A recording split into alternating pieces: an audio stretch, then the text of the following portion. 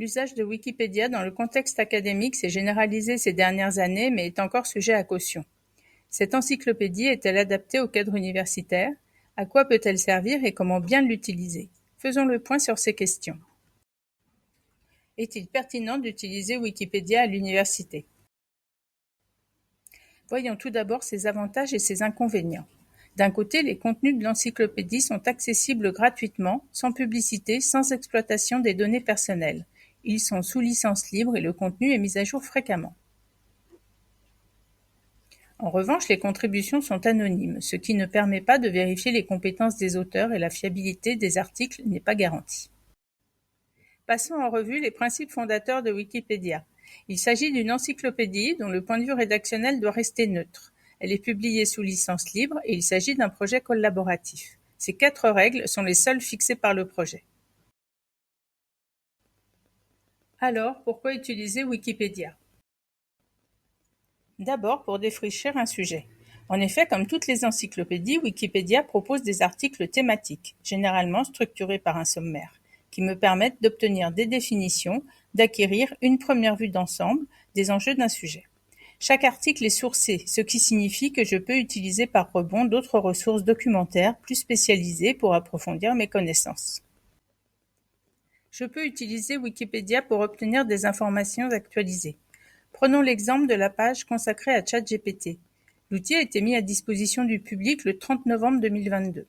En consultant l'historique de l'article, comme le format numérique et le grand nombre de rédacteurs permettent à Wikipédia de proposer des publications sur des sujets émergents quasiment en temps réel, je constate qu'il a été créé moins de 2 semaines plus tard. Alors, comment utiliser correctement Wikipédia? Il faut toujours vérifier les indices de fiabilité des articles. Wikipédia a mis en place un système de bandeaux d'avertissement lorsqu'un manquement à un principe fondateur est constaté, par exemple des informations non sourcées ou un problème de neutralité de point de vue. A l'inverse, je peux faire confiance aux publications qui possèdent le label « article de qualité », dont la conformité avec les principes de l'encyclopédie a été vérifiée. Croiser les articles avec d'autres sources est également essentiel. Je peux commencer pour cela par utiliser les références citées en fin d'article, afin de vérifier la concordance des informations. Mais je peux également comparer avec des définitions tirées d'autres encyclopédies.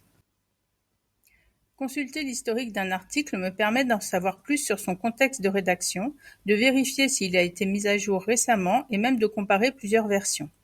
Grâce à cet accès aux coulisses d'une publication, je peux vérifier que la version en ligne est fiable et qu'elle fait consensus chez les rédacteurs.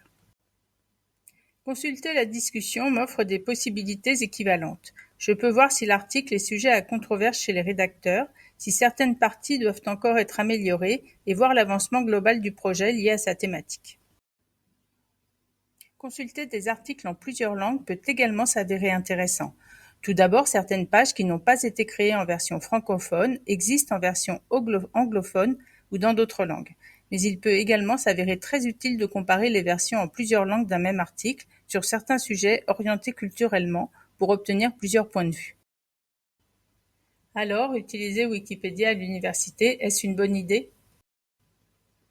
Finalement, les questions de fiabilité posées par l'usage de Wikipédia ne diffèrent pas de celles des autres sources trouvées sur le web.